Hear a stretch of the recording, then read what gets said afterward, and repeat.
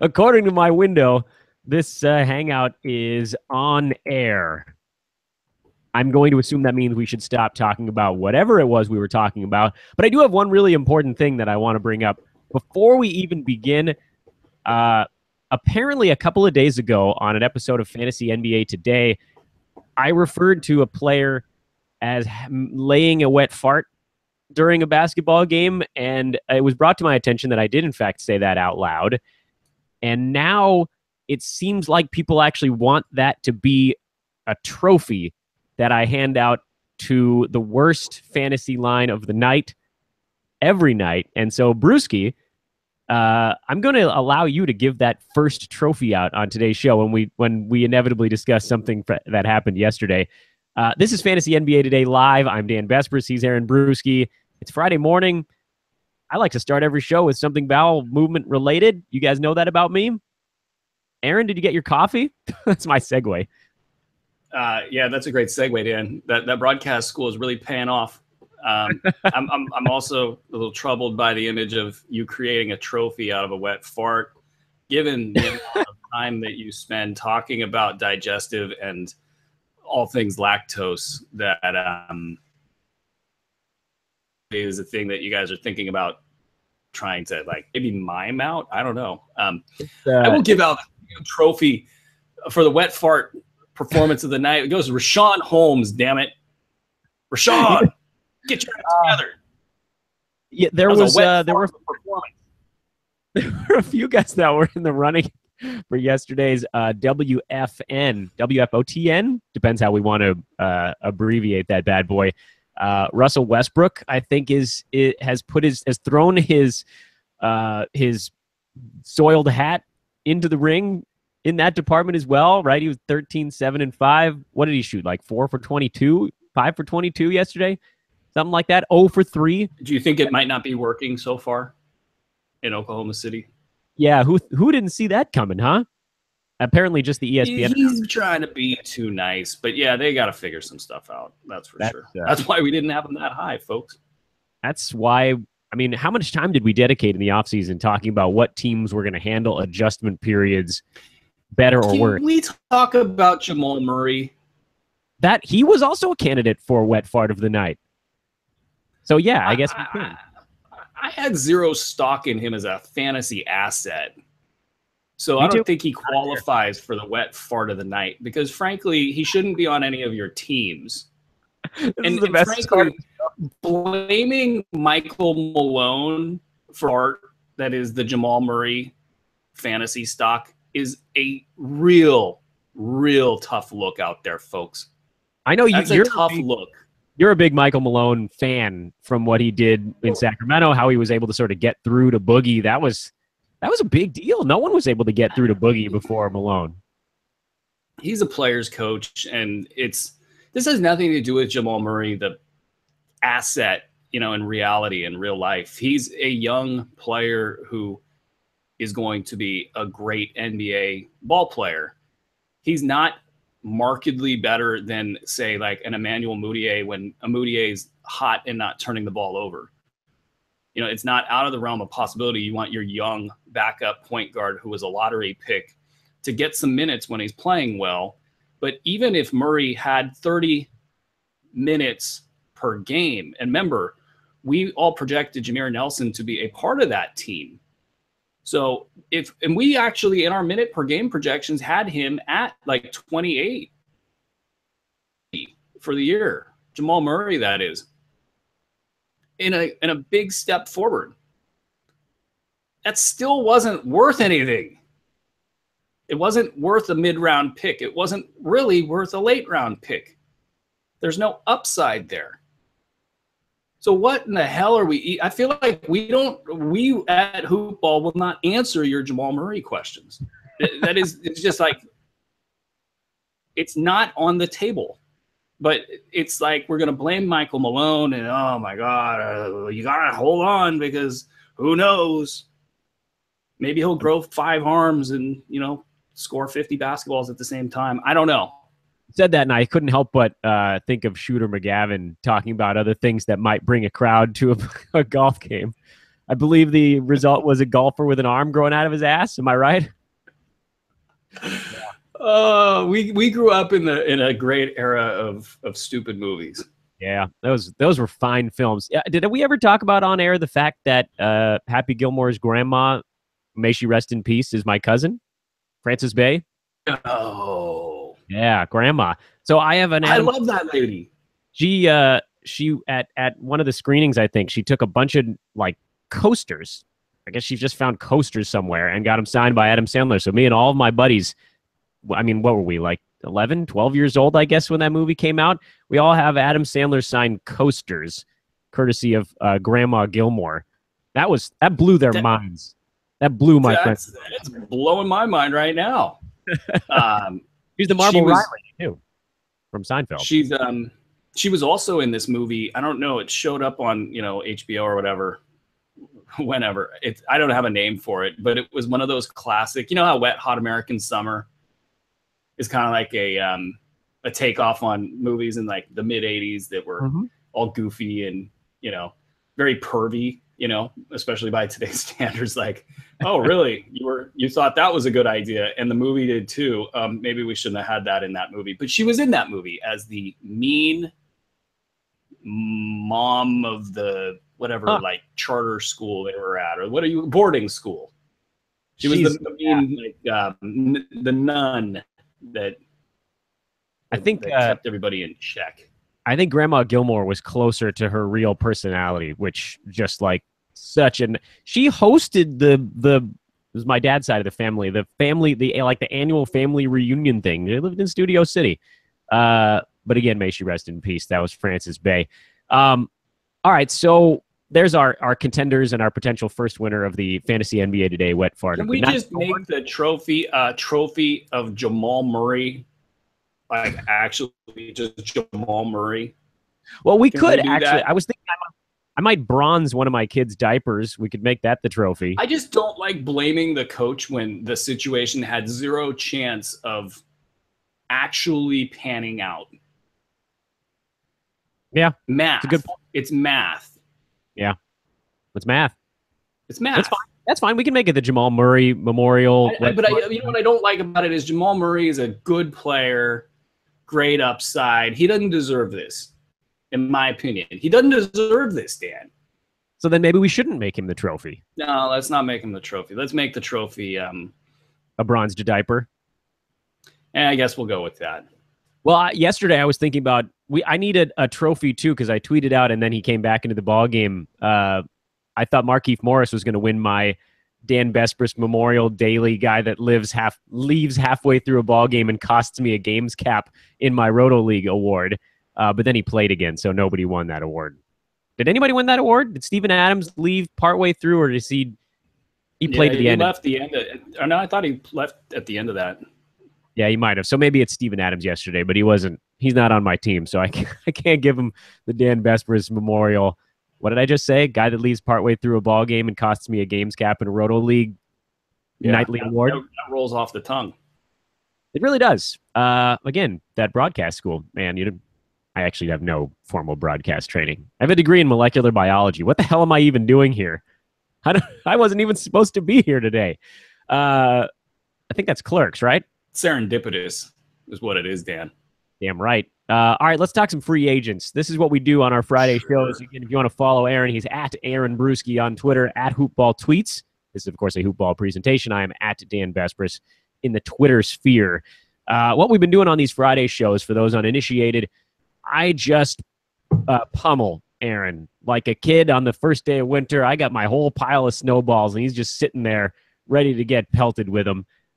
With basically any names, not any names, but anybody that had multiple questions about them, whether it's in the Hoopball forums, across Twitter, questions you guys have been asking me and Hoopball all week long, the hot names, whether they are free agents, whether they're borderline guys, whether they're underperforming big-name guys, and Aaron's got to just tell me what he thinks about all this stuff. He's got no choice. He's on the podcast now. He's stuck.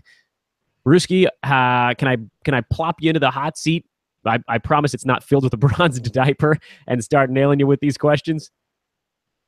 Yeah, but I'm probably, who knows? I might have already sharded myself. So Outstanding. Do I have to bleep that? Is that considered?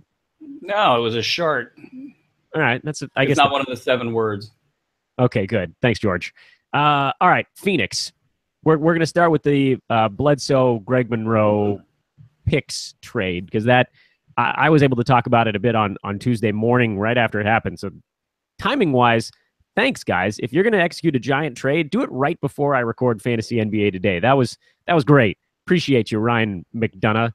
Uh, Greg Monroe to Phoenix, Eric Bledsoe to the Milwaukee Bucks. We learned right before you and I went on air today that Malcolm Brogdon is being bumped to the bench in Milwaukee, at least to start the ball game. They will keep Tony Snell in the starting lineup, and Eric Bledsoe takes Brogdon's spot as the starting point guard. John Henson, the Dan Besbris love affair continues. What are your thoughts on what's going on in Milwaukee now? And I'm not going to cloud this by leading you in any direction. Give me your Bucks thoughts and then your Suns thoughts, and we'll see if they line up with anything I've been thinking. It's going to be a long year for Dan Besbris because John Henson is going to seesaw up and down. And then who knows? They need to get a big man that can score inside. You could talk to me all you want about Jabari Parker being that guy. I don't think you can really plan for that. And he's not the type of big that can really get in there and cause some havoc. Henson's going to screw with you all year. The bigger questions that are on people's mind are Eric Bledsoe, what's going on there? I think he's going to be a top 60 guy. I think in 9-cat, he's going to lose a little bit of the turnovers, so he'll probably stay in a pretty regular, top 60 position there, and then his 8-cat value is going to drop. His probably valued a lot higher than that. So if you own him, you might hope for a really big first game and then fire those trade offers out there, or sell right now while there's some ambiguity to that. As far as Brogdon goes, his game is not so based on usage. There's going to be some clawbacks there. It's going to be a little bit, probably 1 to 2 round dip there. Though it wouldn't surprise me if he just held steady. A lot of times, look at Houston with Eric Gordon. He hasn't lost out as much as guys that are beneath him in the pecking order have lost out with, the arrival of other players. And so that's a phenomena that I would think hits Tony Snell and on down beneath the rotation. Guys like Mirza Teletovic will be kind of crowded out versus somebody like Brogdon, who they obviously like. Coming off the bench, to me, doesn't matter one bit. They're going to play those two guys together. I think that they can play together. So I'm optimistic about Brogdon holding most of his value. On the Phoenix side, Greg Monroe is, I saw some video of him working out. He seems like he's somewhat close to being ready to drop in a lineup. I don't think he's going to be in game shape until he plays for about a week of real action. So it's going to be a slow start for him, possibly. Obviously, he's better than Tyson Chandler. We don't know what they're doing in Phoenix. They're crazy. They're basically giving Chandler minutes because they're doing the whole, we got to play the veteran guy because he's going to tell the young guys to stop doing this and stop doing that. And he can't do that from the sidelines. So they're going to play this traffic cone, and why they don't want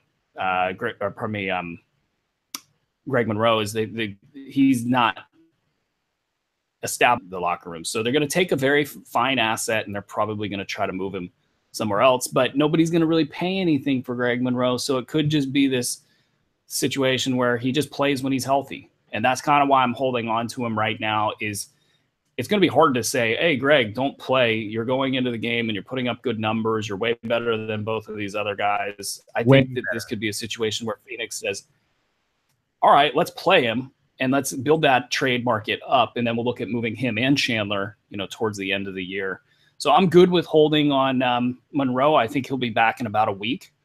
And then, everything else that's going on with that, I don't think a whole lot changes. They're not very interesting from a fantasy point of view. I don't think they're ready to develop Tyler Ulis for whatever reason. That's, you see Zach Lowe out there with an article that doesn't mention him as a potential starter in the league. He's not able to cover this, 360 players deep with, all of his media responsibilities. And he's relying on what Phoenix tells him as far as what they think Hmm. the future is, which to me is shocking. You had a guy that came in, did what he did, and to me it was fairly convincing with what you need to do there. So they're not interesting to me. TJ Warren, Marquise Chris are holds. I like Dragon Bender. I don't know if he's going to get enough minutes to matter. And I think that's it. Alex Len, I think he lost a lot in this deal. I think when he and Chandler are the only two there, it's easy to hold Len when he's not good. And then now that you have another big, it becomes that much harder to hold him. All right, let's talk about another old man. Since we're going to talk about traffic cones, this is the widest traffic cone in the NBA.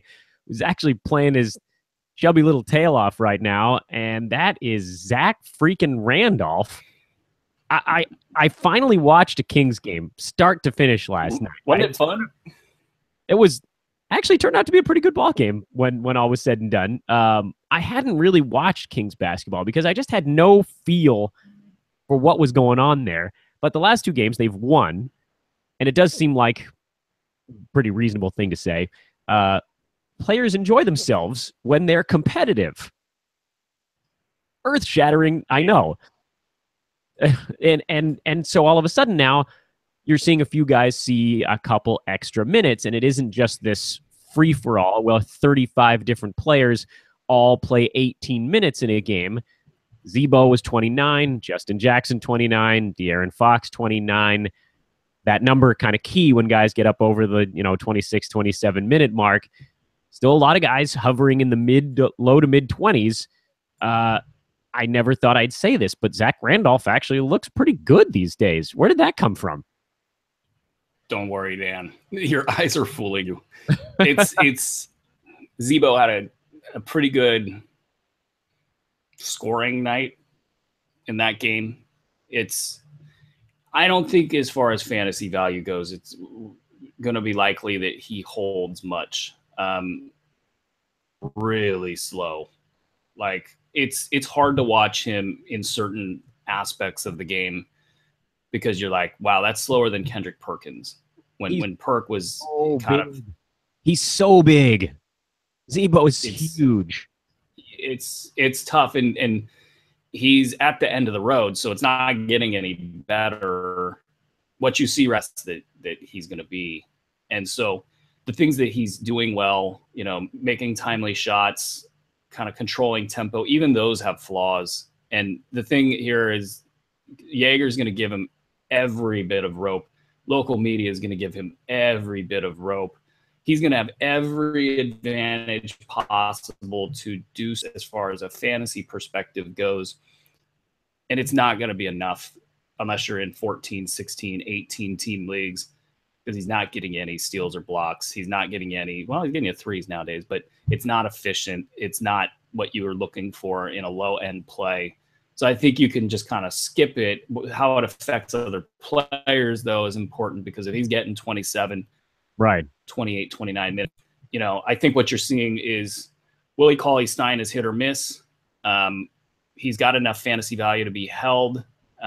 Really big game last night as far as just from a confidence standpoint. He stood in there, made some big plays late, didn't get a lot of minutes. If he plays better defense, he's a better fantasy asset anyway. So that's what you're keying in on with him. Scalabca. This is why you don't wait until right now to develop a player. He needs to get all this stuff that he's doing out of his system last year, and they didn't do it. And so now he's just kind of gun shy.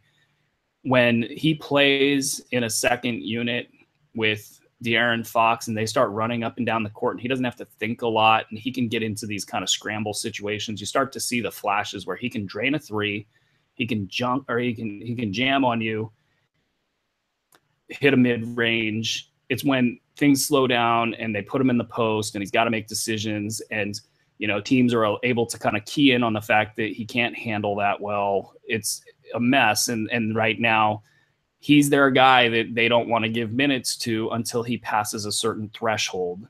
And that's a mental thing that's hard for fantasy owners to key in on. I do like holding Scal because I think he does have that unique money counting aspect where he could be a 15-8 kind of guy, getting a steal, a block, and a 3 per game while hitting a good percentage and probably not killing you anywhere. But it's not there right now. So he's not kind of a must-hold player. I think, though, you try to find space for that kind of guy. Not a must-stash? Not a mustache? No, not a mustache. He doesn't get the graphic that hasn't appeared. Graphic department. What's up? It's all right. I got a department. Yeah, where's my graphic department anyway? All right, let's talk about. Okay, so we're getting to the stash stuff. We got some injury stashes. We got some non-injury stashes. I'm gonna hit you with a couple of names here.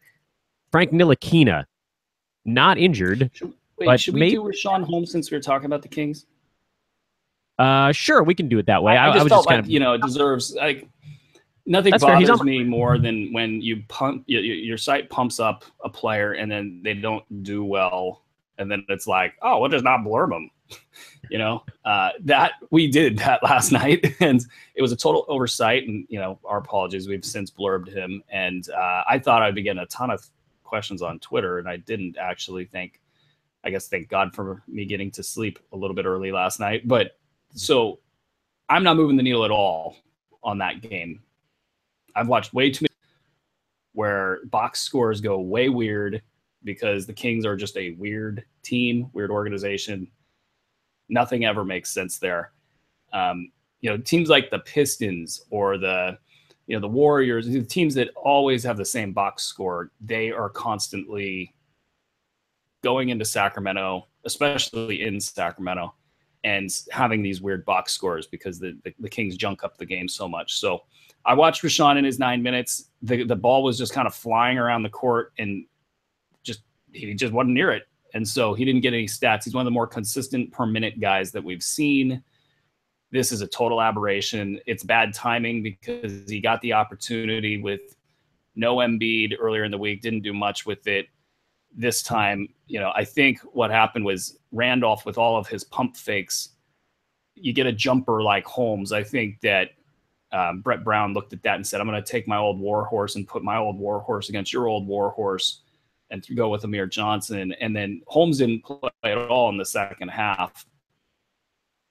Brett Brown would have sent him a message, hey, if you're going to play 9 minutes and get me like 2 boards and nothing else, I'm going to go ahead and go with somebody else. And then he's looking at this as like, this is a winnable game on the road. I don't want to take any chances right now. So a lot of things worked against him. And then at the same time, the way that the Sixers handled their offense, this was a classic letdown game. They're going into Golden State and playing either tonight or tomorrow. And they are, they completely overlooked the Kings. They didn't run anything that was coherent, all the way down to guys like TJ McConnell, who's typically somebody that's going to get the ball to the right spot. He was just flinging it all over the place. They were a mess. So yeah, nothing changes with Holmes. If you're in a format where if you don't have like a top 75 producer right now, it hurts you. If that's like a daily format or you have a short bench, stuff like that, I can see where you wouldn't hold a guy like Holmes, but he just needs like 17 minutes per game to be a viable option in a starting lineup. That I think is coming sooner rather than later. So beyond that, the upside is just so immense. You got to make a spot for him, and you got to just wait this stuff out. He looked great in previous action. So I think, nothing changes there for me personally. That's fair. He was on my list. He was just down a couple of names in this whole like guys coming back from injury / guys that might ramp up as the season goes along. Here's the list of names, by the way, that fall into that category for me. Frank Ntilikina is in that category.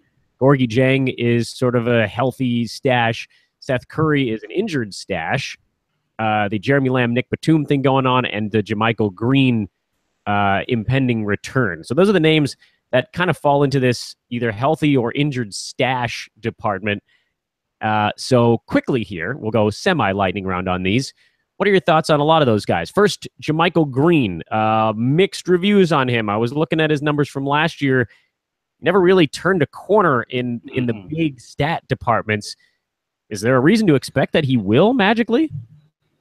I I do think he's going to be a top 100 guy starting from whenever he gets on the court to the rest of the season. If you take that measurement, I think he gets there. I think he takes small steps forward. He doesn't look good to people that believe that you've got to have popcorn numbers in head-to-head leagues. So that, because he doesn't get a lot of steals and blocks, he's more of a percentages guy. That, I think, keeps his appeal low, which is good for you guys. Like, you know, we hopefully train you guys that stuff doesn't matter as much, even in a head-to-head league. And as far as I would say, he's got to be must own. He's coming back like right now, soon. It's going to be a slow, you know, week or two until I think he's up to speed, but not a lot of people to beat out. And then especially if Marc Gasol decides to take the rest of the year off, a chance that's not that likely because they're winning right now, or as likely, I should say. But yeah, I like JaMychal Green a lot. Jeremy Lamb, Nick Batum. Batum not that far away anymore. Still little wiggle room there, but it's closer than it was obviously 3.5, 4 weeks ago. It feels like Jeremy Lamb's played his way into at least a few more minutes out there. He's been really good for this first. They're talking about that as well. Yeah, they're talking about he's earned his minutes, and so I think he's a 25-minute per game guy. Like over under, I'm taking over 25 minutes once Batum's back. You're not preemptively dropping anybody there. No, not at all. I think Jeremy Lamb has proven himself to the team, and that 25 minutes will keep him at a low end value at a minimum.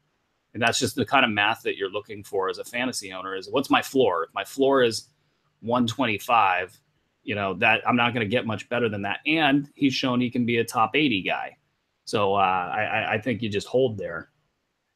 The Seth Curry was the other injured guy that people are talking about right now, although we did just get word, I think today, that his timetable is still rather nebulous. Those stress reactions are goofy. Is he a guy that you just hang on to and see how this thing plays out? I mean, stress reactions are so tough. I mean, he could end up missing the whole year. Yeah, he's an injury risk. So I think you can pick him at the time to take that kind of a gamble. To me, I'm looking at my roster. I'm like, you know, what's my waiver wire look like? Am I looking at guys like, say, Kelly Oubre just got dropped? So, you know, am I going to take a chance on Oubre to be kind of what he was early in the season now that Markieff Morris is back? I might go, you know what, let's try Seth Curry and see, does he take charge in that situation, or is he kind of just like everybody else floating around, not giving you much back in return? That team is real tough from a fantasy perspective. They got a lot of equally talented players that could all play 25 minutes per game, be good one night and bad the next. Let's go to the healthy potential stash type guys. Oh, you know, I forgot to mention one, Nerlens Noel. I added him to the later on. Is he healthy? I don't even know at this point. He doesn't seem healthy. Why didn't somebody in Dallas? It's not like that's a small media market or anything. I know there's all sorts of Jerry Jones crap going on, but can somebody just out one out for us? You know, we're not everywhere, people.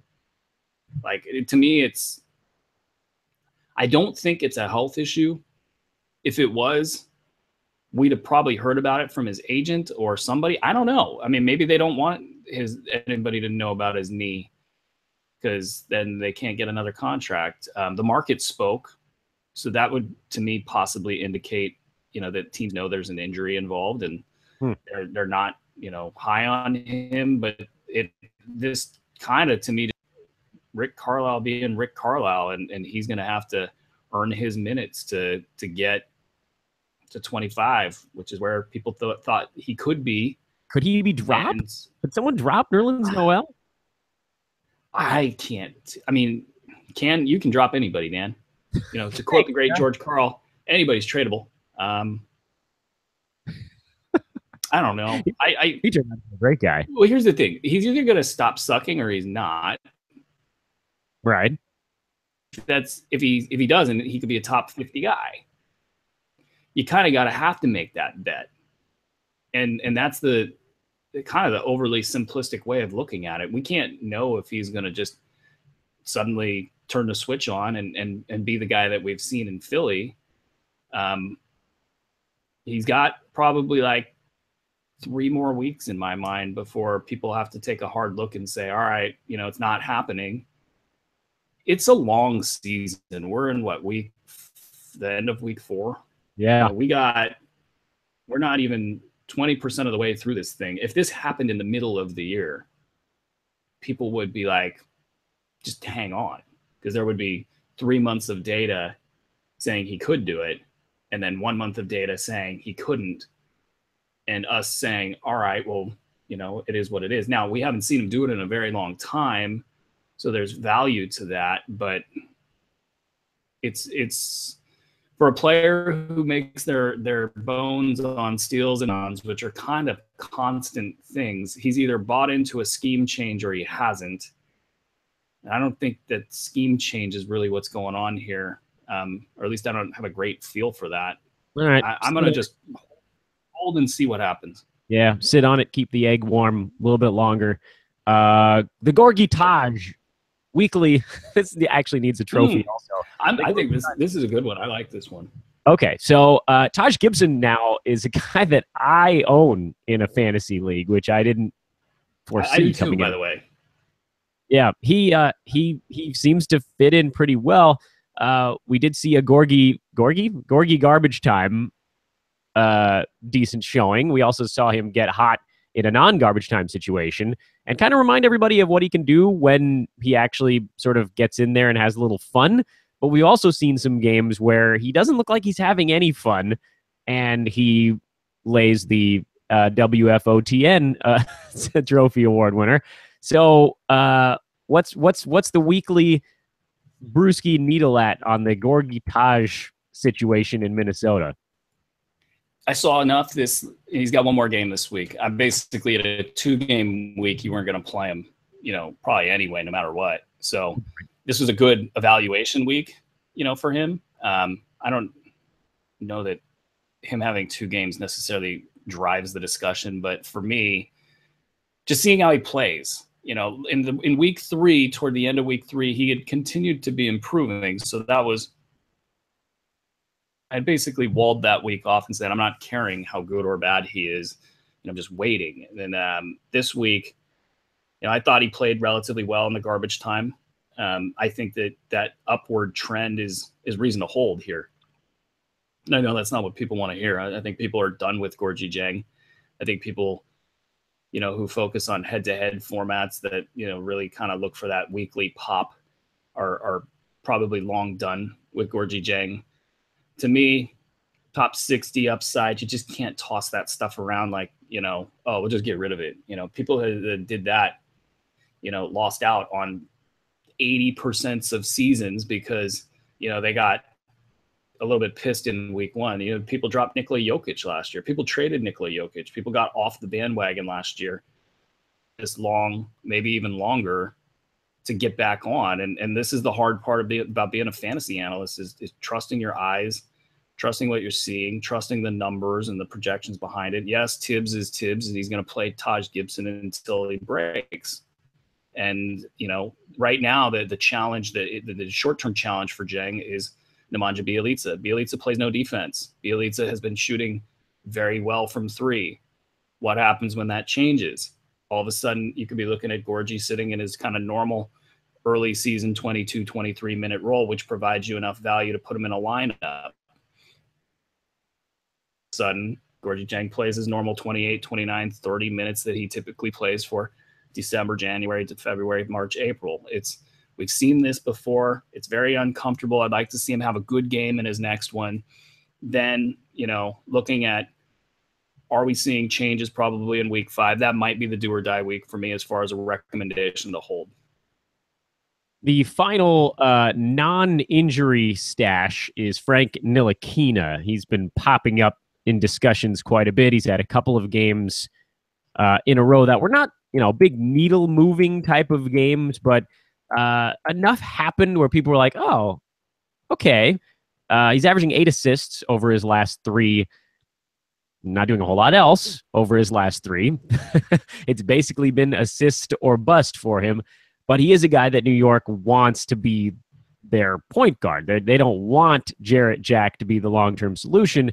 So what kind of a schedule do you think you put a guy like Ntilikina on? I feel like stashing him now might be a little bit early, but then, do they turn the reins over around the new year?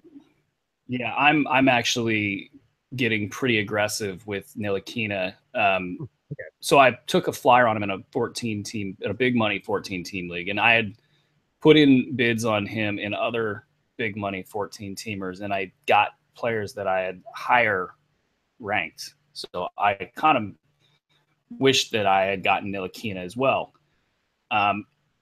Jarrett Jack, whatever he's done, it should be like a medical case study. Like, it's amazing that he's on the floor. How long that can last is anybody's guess. So if that incident, whenever it happens, then it's basically game over. Frank Ntilikina must own no matter what. He'll probably be starting in all lineups. Guy has proven to me that he's capable of stealing, he's capable of threes, he's capable of assists, he's capable of rebounding, and I think the scoring is going to come as well. That's a well-rounded fantasy asset. He's a young guy. He plays defense. That's the kind of thing you need your young players to have. Now, he has his own little knee thing that's been kind of nagging, and that's in the back of my mind with this. But I think he's a must-own player in 12-team formats. Whether or not that means that you should go drop your Rashawn Holmes or Gorgie Jang. If I had to rank those guys, I'd go Holmes, and then I'd probably go Jang, and then I'd go Ntilikina. Ntilikina is going to be ahead of Jang at the end of week 5 if Jang doesn't get up over the 20-minute mark, at least in one or two of those games, and then does well in those games as well. If Holmes, for whatever reason, was to still be kind of like in a 15-minute role, having some sort of weird issue from here to there, I could probably even put Ntilikina up above Holmes if you wanted to make a safe play rather than an upside play. I like the upside because that moves the needle in a fantasy league. So I would probably still have a Holmes over a Ntilikina on my roster. In these kind of worst case scenarios for Holmes and Jang, you can see, though, how Ntilikina can rise up. That said, I think he's a must-own player in 12-team leagues. Really like his upside, right, for hoopball owners to get the jump. A couple of underperforming guys. You can tell me what you think about them going forward, and we can. They suck. Not all of them, but possibly some. We'll see. Underperforming name number 1. You tell me if this is a basically. I feel like the answer to all these is going to be a buy low in some capacity. So I'm going to give you different choices. It is I'm just not that interested. That's the lowest ranking you can possibly give these particular players, because I don't think you hate any of them. So I'm just not that interested. Buy low, or my God, you need to buy low right now, or I'm going to come right through your computer screen and buy that player low for you. So somewhere along that scale. First name on that scale is Josh Richardson. This is kind of why you don't get hyped up over players when the math says otherwise. Love Josh Richardson. Love everything about him. He's been a hoopball guy forever. There's too many players right now in Miami, and it's going to cause some inconsistency from night to night. Buy low. The middle option, whatever that one was. Okay, so it's near buy low is actually the middle option. So it sounded like, listening to you were kind of somewhere between not that interested and buy low. I think the market's going to make it to where you could either almost pick them up off the waiver wire in a beginners or kind of lower end intermediate league, but it just depends on who's reading what. If somebody read like Roto World, for instance, they're probably thinking that Richardson's more of a top 75 guy. That they're not going to give up anything, they're not going to do it for a deal that's good for you. But if you can toss a late rounder, I don't know. I always use Jordan Clarkson as the example just because he's so poor Jordan. But something in that range of a producer that somebody might say, I just need a guy that's not getting me zeros on any given week. Not that Richardson's really been that guy, but there's been a couple stinkers in there recently. Semi-buy low. Yeah. Semi-buy low. Russell Westbrook. Good one, right? Yeah, it's a really good one. So this is why his value is tanking. Is he's still turning the ball over a ton. He's not scoring as much. He's letting these guys. This is a classic let the new guys get comfortable thing. It's definitely a buy low. It's I think an aggressive buy low because you got all sorts of elements here. You got people thinking, oh, this is the end of his fantasy value. You got players like in Melo that aren't that good, that are gonna be good now and not as good later. You got the potential that some of these guys could get shipped out. That Russell Westbrook's not getting shipped out. So where do we value a Russell Westbrook, I guess, is the best way to approach this. Probably higher than 115 in a 9-cat right now.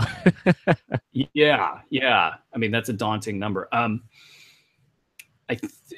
Obviously in a head-to-head or let's just stick there. In a head-to-head format, you were punting turnovers anyway because you could not win turnovers with Russell Westbrook on your team.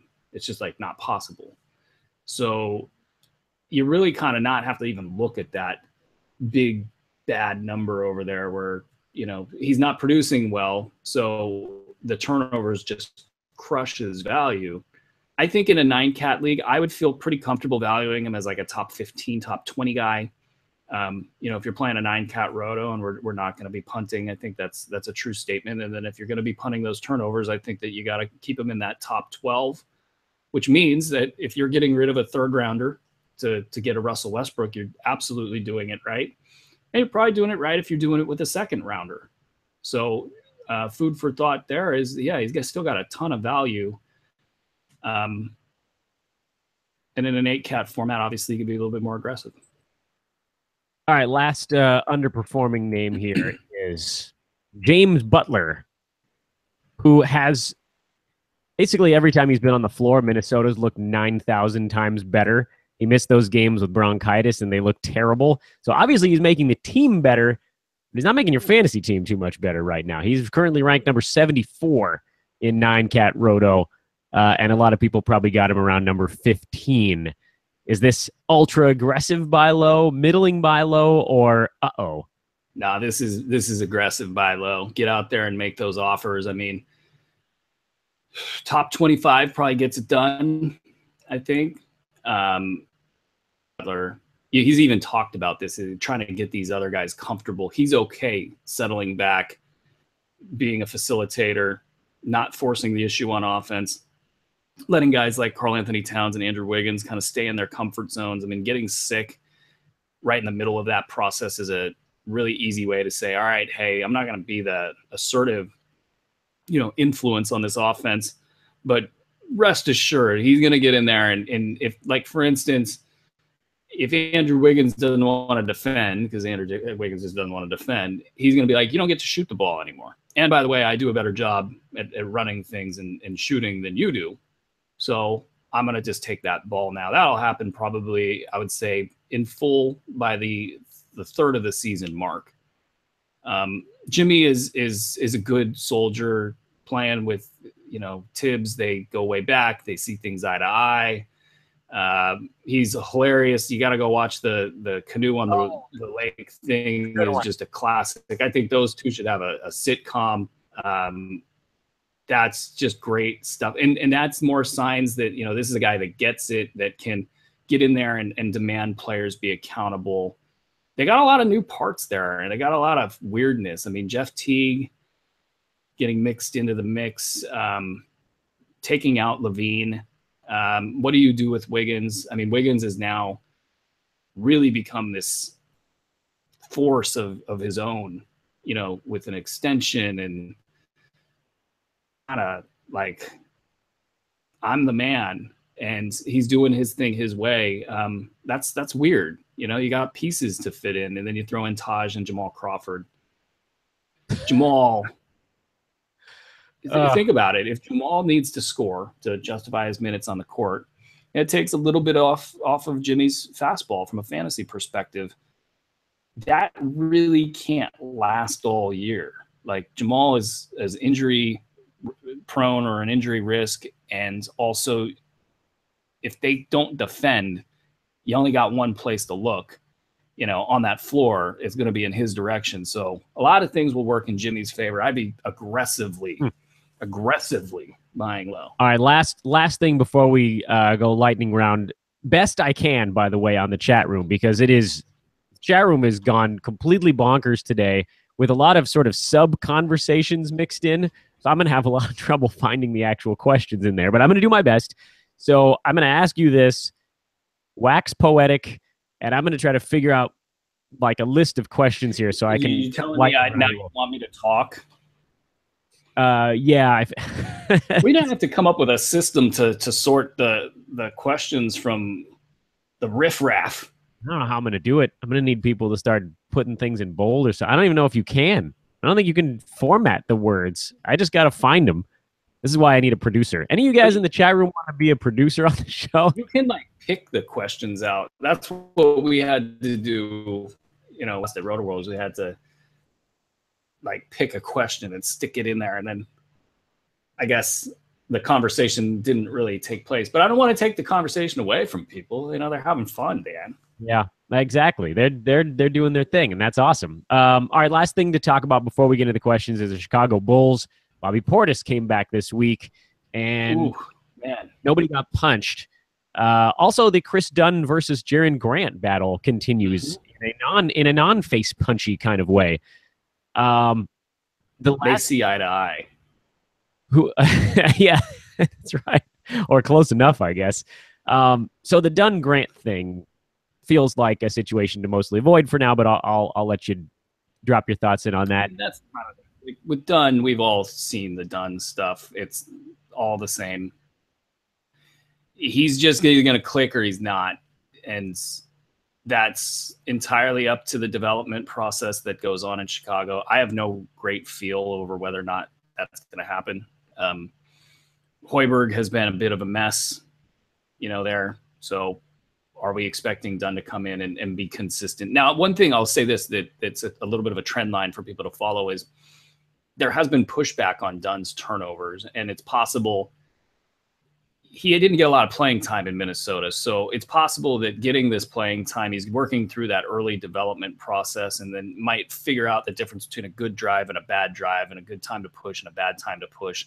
This is, again, why you got to give these guys minutes early in their careers before things start to spiral on them and get them through the early learning curve stuff. I got done over Jaren Grant just for the upside, and I don't think either of them are necessarily must own players in 12-team formats. All right, heaven forbid we got to talk about the whole Nico Portis thing. Yeah, let's do it. First, the article that came out this week. What's that? First of all, screw the fantasy gods for taking a player that was pretty much just slotted into fantasy value and getting them punched. Every team. Every team. I have him. Every single one of my teams. When it happened, I just kind of thought, yeah, this is dumb. This isn't a big deal. 4 weeks. They got into a fight in practice, but it didn't really kind of strike me at the time as wow, this is a really big deal. This is really on a lot of my fantasy teams. It's clogging up a lot of space. And now you're getting, we talked about this on the Cause and Brew show just now before we did this show. It feels like they don't like Mirotic, that the team likes Portis, and that we don't know. And I will just say this, a lot of this stuff doesn't end up panning out. Yeah, so, that's the key. Everybody needs to sort of be tempered a little bit. But I will say, though, you guys all know, he and Thad Young were sort of the Besbris bunch going into this year. I thought Nico and I thought Thad were going to be guys ranked in the hundreds that were just going to coast into the top 70. And so far, so good on the Thad front. So far, not so good on the Nico front. Although it's not like I'd love to take responsibility for this, but I didn't foresee him getting his face mooshed in. This last article is the first article I've seen that actually worried me a little bit, because that one's talking about how the team was like, we like Portis. He's been in here busting his hump and not whining. I'm thinking, really? Why do they got to come out and say that? Bobby didn't get his face punched in. Of course he's not whining. Yeah, this is also, you got to consider the source. The Chicago Tribune is very closely aligned with the management over there, but also there's been other reports as well that have taken that side as seriously as they have. Meaning, I think that they like Portis better, like in the locker room. I think Nico might be viewed as a Garpax guy, and that might cause him problems in the locker room. Also, guys that don't play defense generally piss the team off. Something that happens. You get a guy like Portis who maybe he's not a good defender, but at least he's got the crazy eyes and he's going to go, run around really hard. And people like that. They like playing with hard workers. Yeah, They like working with hard workers. I'm giving Bobby Portis a 6 on the Popeye Jones scale, but please continue. Yeah, I just, as far as Portis, the pickup, I think what you're seeing is the flaws in the fantasy assets and not just Portis, but Markkanen, how they can disappear so fast because of their stats set issues, temper the enthusiasm on anything involving the Chicago front court, except for Nikola Mirotic, who averages close to a steal on a block. He's obviously going to get you the threes. The shooting percentage was the big drawback, but everything else was in a good place. And if he just played 25, 27 minutes per game and cruised on to his top 75 value, that would all be good and fine. What we don't know is when he will return, if any drama will extend the return. It feels like with no drama and everybody kind of says kumbaya and gets over it, that he's back on the court in, say, 3 weeks. That would be bargained for with the original 4 to 6 week timetable. If we were asked today, or probably on draft day, if we would wait 7 weeks to get that back, I think the answer might be yes, with a question mark, if we didn't have all the bad stuff going on. But we're already 4 weeks through. You almost have to, if you've chased this bad bet a little bit, you got to kind of forget that.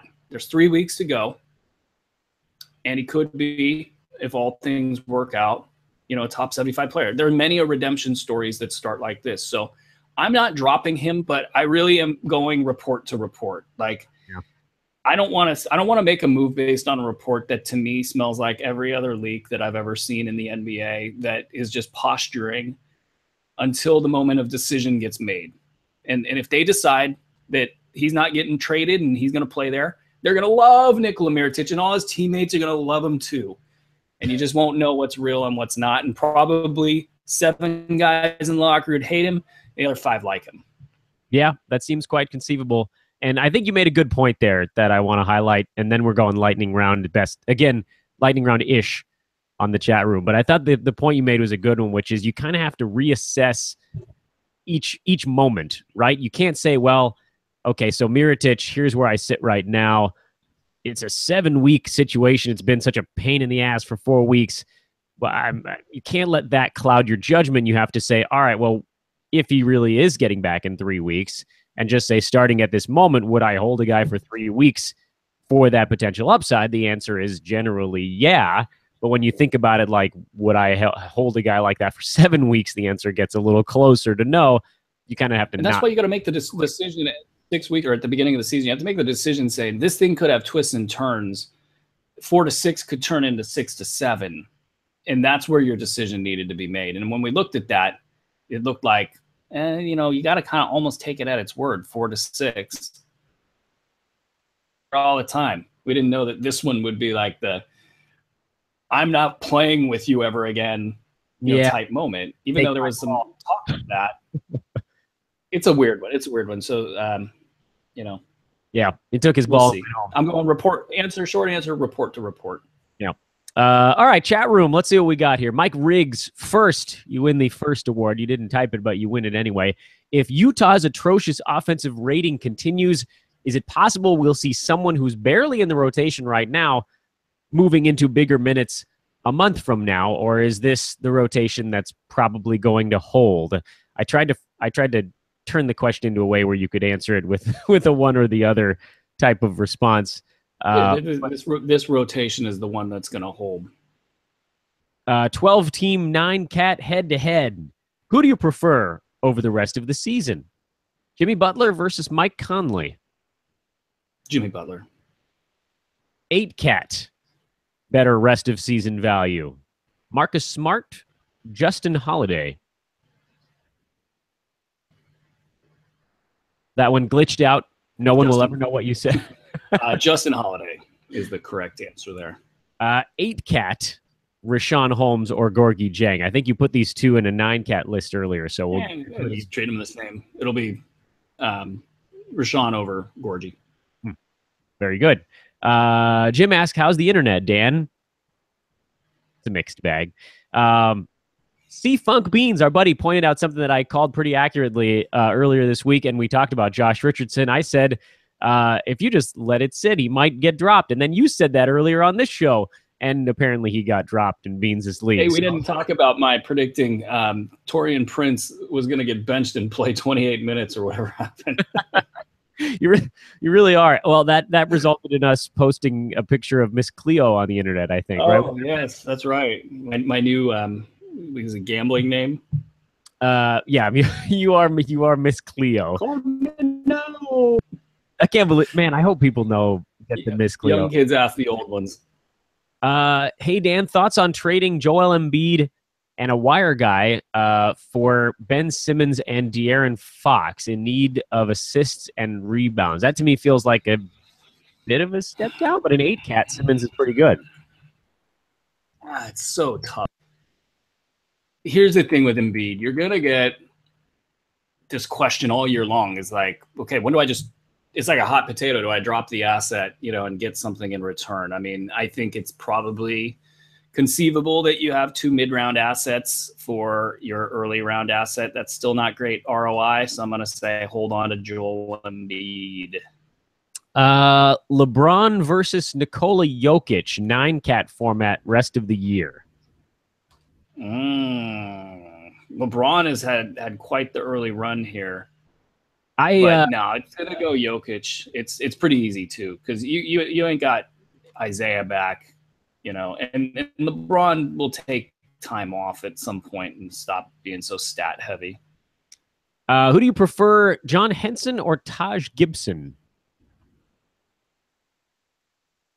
At the risk of angering Dan, I'm going to take Henson just because, it just depends. If you need somebody now that's producing, Taj Gibson's that guy. If you could get a optimize John Henson, if it's going to be any year, it's going to be this year. He does have some mid-round upside. So, I'm always hunting the upside, Dan. I know it, man. I know it. Willie Cauley-Stein versus Dario Saric rest of the year. Now the Philly announcers have changed it back. They've changed it back? It's not Saric? Oh, but yeah, it's not Saric anymore. Oh, for heaven's sake. So, whatever. Wait, which was Cauley-Stein? It's Willie Cauley-Stein. Poor Saric has no choice or no chance in that rotation the way it's constructed. Yeah, that's what I was thinking too. Is James Johnson here to stay? Yes. Yeah, he's going to be just fine.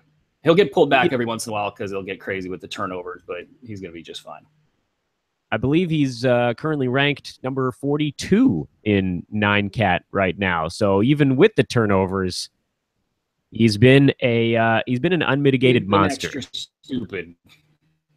Just in the fantasy leagues, but Eric Spoelstra would remind you that there are very stupid turnovers. Yeah, there definitely are. Bobby Portis, real deal or flash in the pan? I feel like we covered that one on the Bulls. You feel like his stat set doesn't really hold. Is that accurate? That's accurate. Scrolling through the chat room to make sure that I'm getting all the questions right. We covered Russell Westbrook. We covered JaMychal Green. What would you give up to get Westbrook? Is that where you said a 3rd rounder? It sounds like someone got him for Klay I would do a 2nd rounder. It just depends, though. Like, what 2nd rounder are we talking about? Like, Joel Embiid. Absolutely. Sign me up. Like, you're replacing a major risk with probably a better fantasy asset. So, just depends on the asset in the 2nd round. I think you could probably do a 3rd rounder, with the right name. Mike Conley versus Clint Capella is the next one on the docket. Oh, it's going to be Capella. Wow. Capella. Dang. Capella. Will DeMarcus Cousins remain a top 10 fantasy player in 9-cat this year? No. You want more explanation? He's had an outstanding start, by the way, just outstanding. But no. Can Clint Capella keep up his superior free throw shooting this year, or is that due for a regression? Yeah, no. He showed signs. I think he's getting better at it. This is a classic young player that can't shoot, getting better at doing it. He doesn't have like as flawed of a stroke as some of these other guys that you would think of. So maybe I should ask about one of those guys. Andre Drummond, is he going to shoot in the 60s this year? I'm going to take the over on 50%, but not 60. 60 is too rich for my blood. Yeah, guys don't usually double their free throws. His motion, though, I'm very impressed with what they've done with him. They've had him take 2 very long, deep breaths, and then his final 2 seconds that he's allowed there at the line, his motion is very not rushed, but it's quick, so he doesn't have a lot of time to think. So he's calming down. Then he's shooting, and he's had really good form, a really good knee dip. So I guess the form is better. Will LiAngelo Ball spend 3 years in prison? Thank you, whoever asked that question. You're my favorite. I've chilled out on the jokes. Now I know that people are trying to say it's not as serious, but that's just so stupid, if true. But just the fact his dad can't shut up. Like, dude, your kid could do hard labor in a Chinese prison. Just shut up for once in your life. Just shut up. Yeah, stop. He can't. He can't stop. No, can't stop, won't stop. Everyone wants to call him a marketing genius, but sometimes in the current climate, being a marketing genius just means someone who never shuts up. But I'll give him a shout out. Me and him dress the same. Like, there's one person on this planet with less fashion sense than me, and it's that dude. That is outstanding. Mike Conley versus Jimmy Butler. Butler. Oh, this isn't a question, but John Rock says, "You the man, Dan. Big love from Israel. You got like 6 listeners here that I know of. My homeland, baby. Dude, going home. Solid, man. Yeah, I'm taking my Star David on the road. You guys can't stop me. Rest of season projections for Ben Simmons. What do you got? Simmons, man, he has really, really been impressive. I'll be the first to admit that I didn't think he would be this good. I think defenses are going to catch up to him. I think his current projections are probably a good place to go with this. He could improve. He could fall back. He's damn near averaging a triple-double. I guess the one downside of this is if Fultz comes back, I don't think they're going to play Simmons less, but they'll probably give some touches. So I guess, I would say, let's say he falls back a round or 2. And that's way, way further down than I think people are valuing him right now. I think they see the near triple. It's like a 20-10-10. Triple-double he's almost averaging. I think people see that, and especially with the steals and blocks numbers, and they go, wow, this guy's like a first-round asset, but they don't see the heavily weighted 5.5 attempts per game at 62%. Not sure if that's improving on either front. So, he's I would go top 75 for the rest of the year. He's a guy, it seems like you could offer him up in a trade and you could get some... You could get Russell Westbrook, I think, in certain, wow, leagues. I think you could pull that off. Kelly Olynyk is the next one on the list. Can he regain some value here now that Whiteside is back? Which, by the way, I'll add the caveat. The first game of the year, both he and Whiteside played well. Whiteside went down. Olynyk went big. Whiteside came back. Kelly's been a little bit sheepish the last couple, although I think he did have 10 and 9 in the last one, but the minutes have been a bit lower. Where do you see those minutes settling on the Olynyk front? Yeah, minutes-wise, I think it stays healthy all year and doesn't piss off his team. He's going to be – Olynyk will be at like 23 at the minimum is my guess. That's – he's at 20 right now, and you can argue, well, you had Whiteside out there, out of action for a couple games. Why isn't he higher? I just think that in this system, there's going to be more Kelly Olynyk as the year goes on, rather than less Kelly Olynyk. And this sample is actually probably a pretty accurate one. You get Whiteside out for a couple games. It probably mimics what the rest of the year would look like. Now, Olynyk, even with 2.5 turnovers per game, is bringing back top 115 value in 20 minutes per game. So again, this is where we had thought he would be, is in that kind of early kind of 100 to 125 range is probably a better way to say it, in this backup minimal role. So if you're getting usable fantasy value, you just hang on to that. And there's a little bit of an outlier there. I don't think he's going to shoot 55% for the rest of the year. But that's, he's probably going to steal and block more shots than he's done so far. But that's where you want this kind of an asset to be, is nice in the low end range. Then when the minutes kick up, you've got yourself a mid-round asset, and that's all we advertised him as in the first place.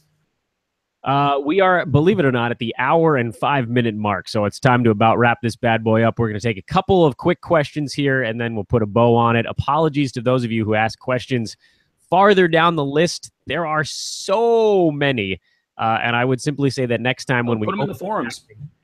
Yeah, take them to the forums if you want to get them answered now, or next Friday when we open up the chat room, usually about 2 hours ahead of time.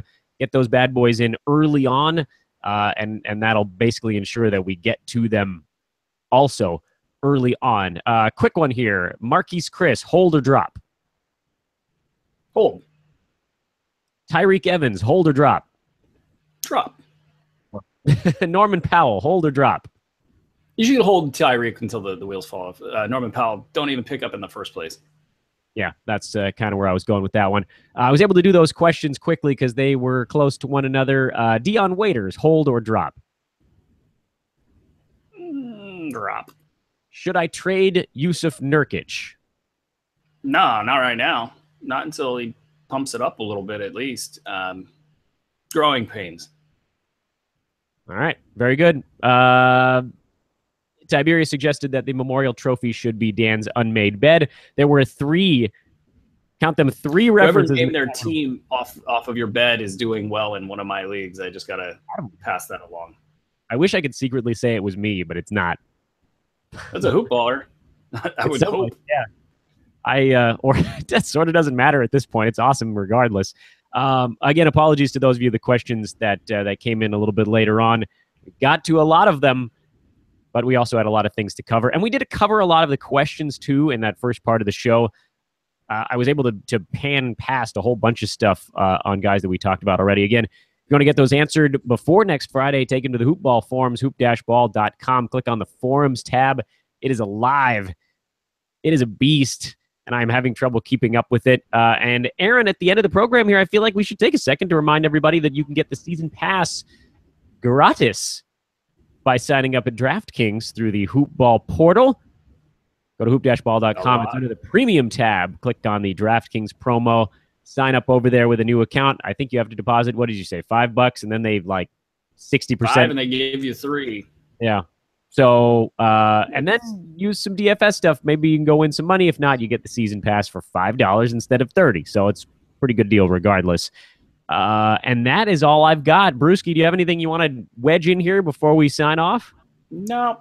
Just thank you guys all for your support and for showing up in this here chat room. And good luck on tonight's slate. And we will see you guys. I will be doing a premium show on Sunday night, waiver wire show. So that's when I'll see you guys next. And hopefully my internet will work, and I'll be back with Aaron on the Monday weekly show as well. Spectrum has worked for the last 3 days, so that's I got the little mark in the chalk deals on the wall for how long it's been since the last outage. He's Aaron Bruski. I'm Dan Besbris. This was Fantasy NBA Today live on YouTube, but also not live for those of you listening not on YouTube.